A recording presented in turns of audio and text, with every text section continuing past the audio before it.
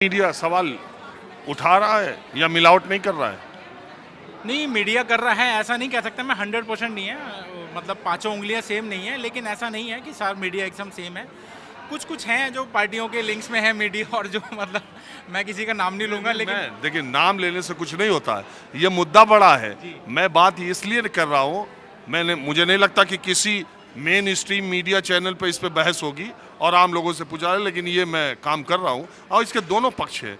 मैं बार बार ये कह रहा हूँ कि इसमें मीडिया को भी अपने गिरेबान में झांकना चाहिए कि आखिर स्थिति ऐसी आई क्यों और इस तरह से चिन्हित क्यों किया गया। और दूसरे, वो लोग जो लोकतंत्र और संविधान बचाने की लड़ाई के लिए इंडिया गठबंधन बनाए हैं, वो इतना अलोकतांत्रिक, एंटी डेमोक्रेटिक फैसला करेंगे। अरे भाई, आप किसी का बहिष्कार और बायकॉट, क्या लोकतंत्र में मतलब आप मीडिया का बहिष्कार कर रहे हैं और चुनिंदा लोगों का, तो इसका मतलब है कि जो आपको नापसंद है आप उनमें नहीं जाएंगे और जो पसंद है उनके में जाएंगे।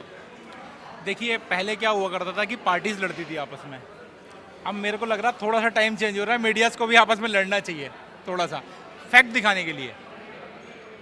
मीडियाज का फैक्ट दिखाने के लिए उनको भी लड़ना चाहिए। अब मैं तो जो है एक आम इंसान हूँ, जी, मैं ज़्यादा राजनीति में और इन सब चीज़ों को नहीं समझता हूँ, कम समझता हूँ। ना मैं इतने न्यूज़ चैनल देखता हूँ क्योंकि अपने काम धंधे से फुर्सत नहीं है।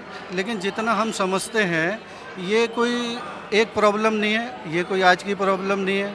ऐसा पिछले कई सालों से मीडिया के साथ पॉलिटिकल में ये सब चीज़ें होती रहती है। लेकिन एज ए जनता हम इसको बहुत लाइटली लेते हैं। क्यों लाइटली लेते हैं? क्योंकि एक पार्टी है, वो बोलती है हम देश जोड़ेंगे, सबको साथ में लेकर के चलेंगे। फिर कहती है सबको साथ में लेके चलेंगे, लेकिन ये वाले चैनल वालों को साथ में लेके नहीं चलेंगे। तो ये आम जनता समझती है कि सामने वाला पार्टी है, कोई भी राजनीतिक दल है, उसका क्या पॉइंट ऑफ व्यू है। ये आम जनता या हमारे जैसे लोग समझते हैं कि ये देश को कहाँ ले जा रहे हैं, किसको जोड़ना चाहते हैं, किसको तोड़ना चाहते हैं। ये एक तरफ का पार्ट है। दूसरी तरफ हम ये देखते हैं कि आज के समय में आम जनता की ज़रूरतें क्या है, उसको कौन फुलफ़िल कर सकता है। तो पब्लिक हमेशा उसके साथ में रहेगी। अगर ये देश को जोड़ेंगे तो इनके साथ में रहेगी, और ये बंटवारा करेंगे कि 4 चैनल इनके साथ रहेंगे, 4 चैनल हमारे साथ रहेंगे, तो ऐसे तो ना देश जुड़ता है और ना देश चलता है। ये मानसिकता, ये एक बात बताइए, मीडिया को सत्ता से भिड़ना चाहिए, मीडिया को सरकार से सवाल पूछना चाहिए, या जिसको जनता ने जमींदोज कर दिया है विपक्ष को, सारे सवाल और सारे तोपों की मुंह विपक्ष की तरफ होना चाहिए?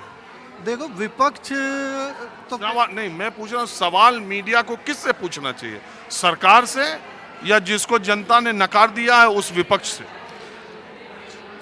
पत्रकार को सवाल सबसे पूछना चाहिए, क्योंकि वो समाज का आईना है। वो सवाल नहीं पूछेगा तो सामाजिक परिस्थितियां, जिसके पास सरकार ही नहीं है, जिसके पास सत्ता ही नहीं है, जिसके पास ताकत ही नहीं है, जिसके पास पॉलिसी बनाने का कोई हुनर नहीं है, जो विपक्ष में है, जो सत्ता में है, मीडिया उससे सवाल ज्यादा पूछना चाहिए कि विपक्ष से? मैं बताता हूँ, जो सत्ता चाहिए, जो सत्ता में है उससे पूछना चाहिए, क्योंकि सारे राइट्स उनके पास हैं। विपक्ष तो अभी लगता है कि पूछा जा रहा है। बिल्कुल पूछा जाएगा। मेरा इसमें मानना थोड़ा सा अलग है। ऐसा नहीं है कि विपक्ष के पास ताकत नहीं है, विपक्ष के पास विरोध करने की ताकत है। अगर वो एक सही तरीके से विरोध करेगी तो विपक्ष की भी सुनी जाएगी। मैंने बहुत सालों पीछे ये भी देखा है कि जब कोई विपक्ष का आदमी होता है, उसके पीछे लाखों पब्लिक खड़ी हमने देखी है। सरकार को सुननी पड़ती है, देश को सुननी पड़ती है, विपक्ष की भी सुननी पड़ती है। हाँ, सरकार आज पावर में है, पूरी सीटों के साथ में है, तो वो थोड़ा सा अपने हिसाब से चीज़ों को चाहते हैं। आपका क्या मानना है इसमें? देखो जी, मैं तो बीजेपी का पूरा सपोर्टर हूँ। उससे क्या फर्क पड़ता है? नहीं, पर ये जो गलत है, ये तो गलत है। मीडिया को पूरा राइट्स होने चाहिए, ये चीज़ वो गलत कर रहे हैं। अगर विपक्ष है, जब आपको लड़ना है, जनता आपके साथ है, वैसे मीडिया के बिना भी जिताएगी, वैसे भी जिताएगी। अगर आप सही हैं तो वो इसको, जो ये 14 पत्रकार का उन्होंने वो करा है, मेरे हिसाब से गलत करा है, जो चीज़ करी है। नहीं तो आपको क्या लगता है? और बीजेपी ने भी कुछ एक पत्रकारों का वो करा है, पहले करा होगा, अभी भी है। अभी भी एक शो चल रहा है जिसमें 1 महीने से एक एंकर के शो में भारतीय जनता पार्टी अपना प्रवक्ता नहीं भेज रही है। यहाँ एक है, वहाँ 14 है, फर्क भी तो है बहुत सारे। अच्छा, 1-14 का फर्क है, लेकिन बीजेपी नहीं भी भेज रही होगी तो ठीक कर रही है। नहीं, बीजेपी को भी करना चाहिए। ये तो बीजेपी भी गलत कर रही है, अगर ऐसा कर रही है तो बीजेपी भी गलत है इस चीज़ में। मीडिया को कहीं रोकनी चाहिए, अगर मीडिया के थ्रू ही हमको सब कुछ सारा चीज़ जानकारी मिल पा रही तो है। आपको लग रहा है कि मीडिया अपना पूरा काम कर रही है? हाँ, नहीं, मीडिया देखिए, मीडिया क्या है, मीडिया भी थोड़ा बहुत बटा तो वही है, देखिए थोड़ा बहुत इधर उधर निष्पक्ष नहीं है। निष्पक्ष मीडिया नहीं है, निष्पक्ष मीडिया बिल्कुल नहीं है इसमें। ऐसा क्यों लगता है? लगता है, हम लोग देख रहे हैं, आप भी देख रहे हैं, आप भी जानते हैं, सब चीज़ आप पूछ लिए, इतने लोगों आपको भी लगता है? हमें तो ऐसा लगता है कि कुछ चैनल ही जो हैं वो व्यापारिक लोगों के चैनल हैं। अब जब व्यापारी चैनल एक चैनल ही अरे तो व्यापारी लोग ही तो शुरू से, आज़ादी के पहले के बाद छोड़िए, उसके बाद से सारे मीडिया संस्थान तो व्यावसायिक संगठन ही है। सारे अखबार भी तो व्यापारी की अपनी कुछ पसंद और नापसंद भी होती है। वो अपने चैनल में उस हिसाब से कुछ दिखा भी सकता है या कुछ काट भी सकता है। उसकी अपनी पावर और पसंद भी तो हो सकती है ना। आपको और कुछ कहना है?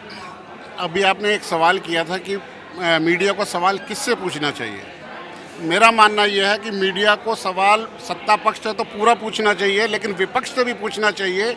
वजह यह है कि विपक्ष के व्यूज़ भी हमें पता हो कि ये आगे, क्योंकि आज न कल उनको भी सत्ता में आना है, तो हम किनको सत्ता में लेके आए, ये काम अगर आप साफ तरीके से करवा देंगे तो हमारे लिए ईजी हो जाएगा। अब देखिए, ये मीडिया और सरकार, मीडिया और राजनीतिक दलों की लड़ाई कोई आज की नहीं है।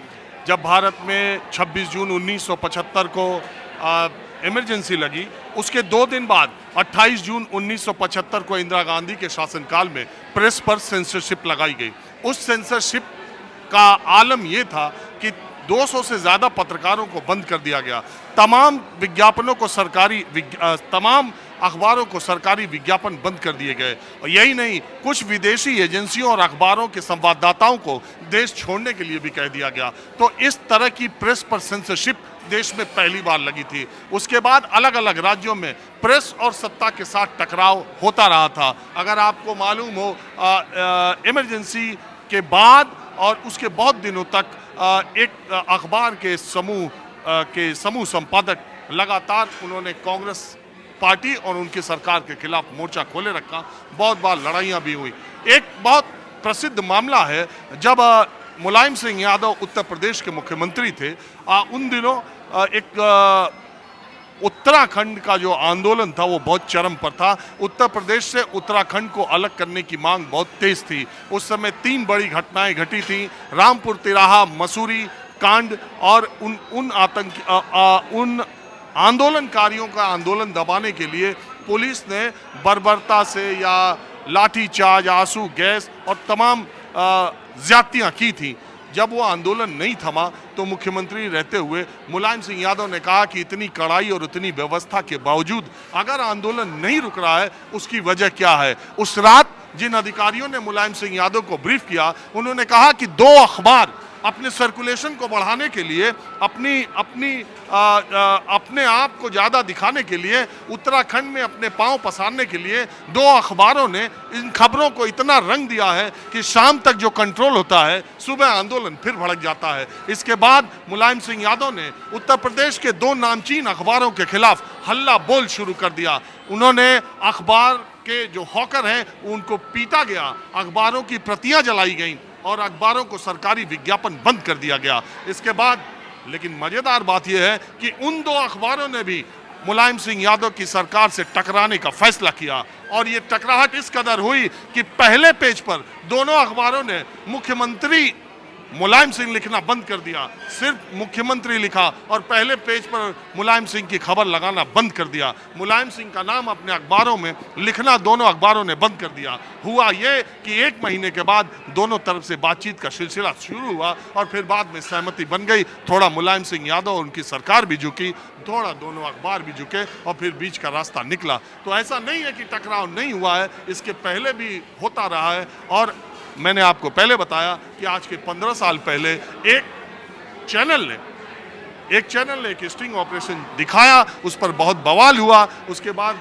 वो स्टिंग ऑपरेशन दिखाना बंद कर दिया गया। तो भारतीय जनता पार्टी ने ये कहकर कि ये सत्ता पक्ष के दबाव में ऐसा किया गया है, उस पूरे समूह का लंबे समय तक बहिष्कार किया था। और आज भी भारतीय जनता पार्टी एक एंकर के एक शो का कुछ दिनों से वहाँ अपने प्रवक्ता नहीं भेज रही है। तो क्या ये राजनीतिक दलों का या व्यक्ति का अपना अधिकार मान लिया जाए कि वो किस एंकर के शो में जाएंगे, तक इसमें नहीं जाएंगे, या एक और लोकतांत्रिक फैसला है, यह उचित है या अनुचित है, मैं और लोगों से बात करने की कोशिश करता हूँ।